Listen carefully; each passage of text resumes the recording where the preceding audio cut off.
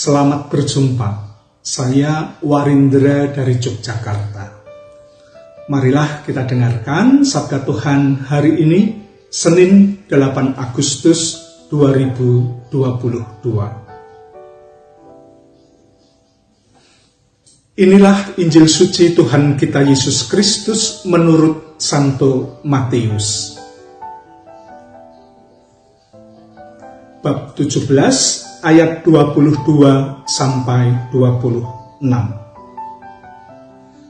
Pada waktu Yesus dan murid-muridnya bersama-sama di Galilea, ia berkata kepada mereka, "Anak manusia akan diserahkan ke dalam tangan manusia, dan mereka akan membunuh dia, dan pada hari ketiga ia akan dibangkitkan." Maka hati murid-muridnya itu pun sedih sekali. Ketika Yesus dan murid-muridnya tiba di Kapernaum, datanglah pemungut biaya bait Allah kepada Petrus dan berkata, "Apakah gurumu tidak membayar biaya 2 dirham itu?"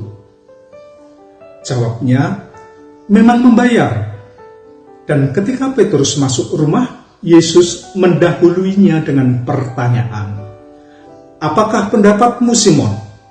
Dari siapakah raja-raja dunia ini memungut biaya dan pajak? Dari rakyatnya atau dari orang asing?" Jawab Petrus, "Dari orang asing." Maka kata Yesus kepadanya, "Jadi bebaslah rakyatnya. Tetapi supaya jangan kita menjadi batu sandungan bagi mereka, pergilah memancing ke danau, dan ikan pertama yang kau pancing, tangkaplah dan bukalah mulutnya. Maka engkau akan menemukan mata uang 4 dirham di dalamnya. Ambillah itu dan bayarkanlah kepada mereka, bagiku dan bagimu juga." Demikianlah sabda Tuhan. Sahabat Fresh terkasih, bagi Anda yang hobi memancing, mungkin bacaan hari ini menarik karena ada penemuan mata uang dalam mulut ikan. Peristiwa itu ajaib. Belum pernah saya mendengar kisah seperti itu dari teman-teman saya yang hobi memancing. Saya tidak tahu maksud Yesus membuat mukjizat itu. Mukjizat tentu dilakukan bukan untuk iseng atau sekedar pamer kehebatan, tapi menjadi tanda kuasa Allah. Namun kenapa tandanya melalui peristiwa aneh seperti itu? Saya malah tergoda bertanya-tanya, kenapa Yesus mengajak Petrus, maksud saya, kenapa Yesus menyuruh Petrus untuk memancing ikan di danau? Bukannya mengajak Petrus bekerja cari uang untuk membayar biaya. Kesannya Yesus malah mau cari mudahnya saja. Sahabat Fresh, tapi saya segera meninggalkan pertanyaan itu. Karena saya pikir pesan utama bacaan hari ini bukan hal itu. Saya merasa pesannya ada pada sabda Yesus supaya kita jangan menjadi batu sandungan. Saya teringat pengalaman masa kecil yang menarik. Diajak ayah ke Gembiraloka. Kebun raya dan kebun binatang Gembiraloka amat populer di Yogyakarta. Itu satu-satunya kebun binatang di kota kami. Bagi kami, anak-anak, tempat itu menjadi tempat rekreasi yang menyenangkan. Juga bisa menjadi tempat belajar mengenal binatang-binatang dan mengenal berbagai tumbuhan. Ayah kadang mengajak saya ke sana sebagai hadiah karena prestasi-prestasi kecil. Misalnya, nilai ulangan saya bagus. Nah, bagi anak lain, yang kurang beruntung, rekreasi ke Gembira Loka itu hanya dilakukan saat naik kelas misalnya, atau saat liburan lebaran misalnya.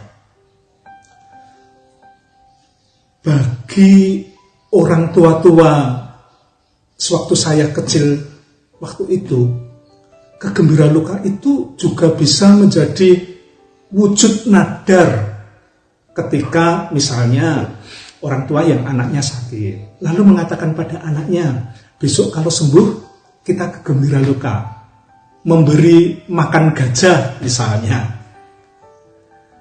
Jadi betapa berharganya tempat itu bagi kami. Maka bisa dibayangkan betapa senangnya saya ketika SMP berteman dengan anak direktur tempat itu.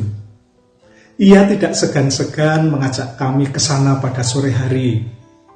Tentu saja kami masuk secara gratis.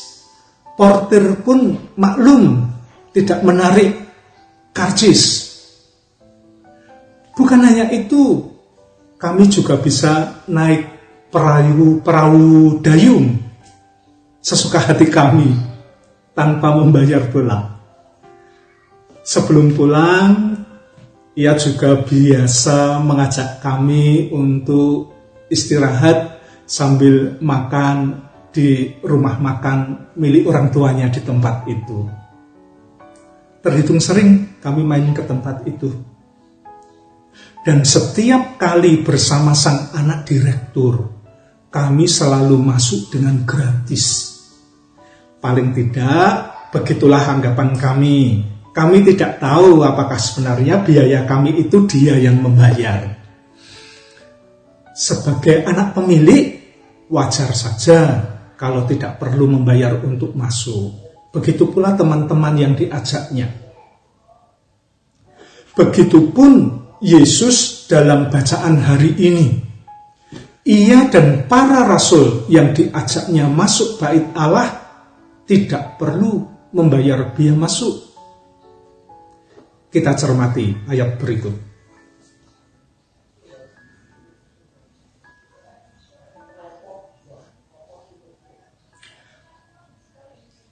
Dari siapakah raja-raja dunia ini memungut bea dan pajak?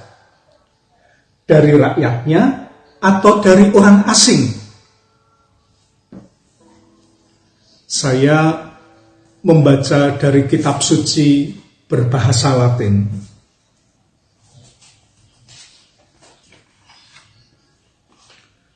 A filii suis an ab alienis.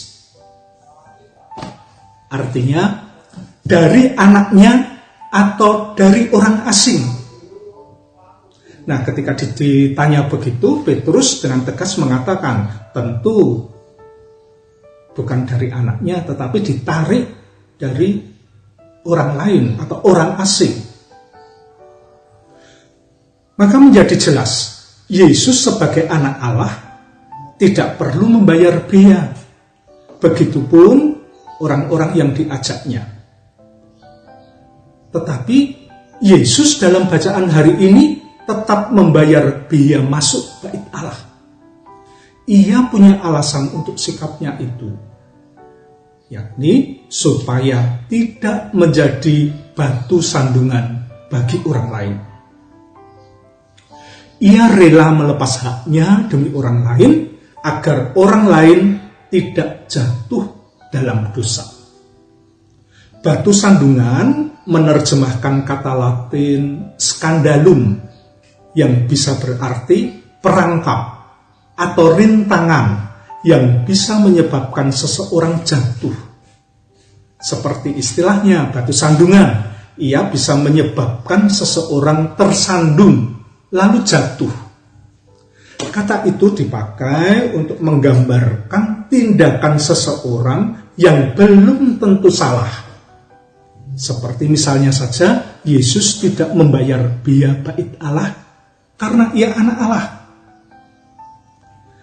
Dengan pemahaman tersebut, Yesus tidak salah kalaupun ia tidak membayar biaya masuk. Tetapi kendati tidak salah, tindakannya yang tidak membayar biaya itu bisa mengakibatkan orang tersandung jatuh dalam dosa. Mengapa? Karena bisa orang lalu berpikir buruk tentang Yesus. Berpikir buruk itu sudah hal buruk, dosa. Mengapa berpikir buruk tentang tindakan Yesus tidak membayar pajak? Misalnya, karena orang belum tentu tahu alasan Yesus kenapa tidak membayar pajak. Tidak semua orang tahu Yesus anak Allah. Kemungkinan jatuh dalam dosa lainnya tentu bervariasi. Bisa jadi orang lalu ikut-ikutan tidak membayar pajak seperti Yesus. Yesus tidak membayar biaya masuk memang tidak salah. Tetapi orang lain yang ikut-ikutan tanpa tahu alasannya menjadi salah. Karena semestinya ia wajib membayar pajak. Karena itulah, untuk menjaga agar orang lain tidak tersandung dan jatuh dalam dosa, Yesus membayar biaya. Sahabat Fresh Sister kasih, jangan menjadi batu sandungan. Ini nasihat agar kita bertindak bijak. Kita turut menjaga agar saudara-saudara kita tidak jatuh dalam dosa karena tindakan kita. Kita semua mesti rendah hati, mengakui bahwa masih lemah imannya. Karena itulah kita perlu saling meneguhkan, kita perlu saling menjaga agar tidak jatuh dalam dosa. Amin.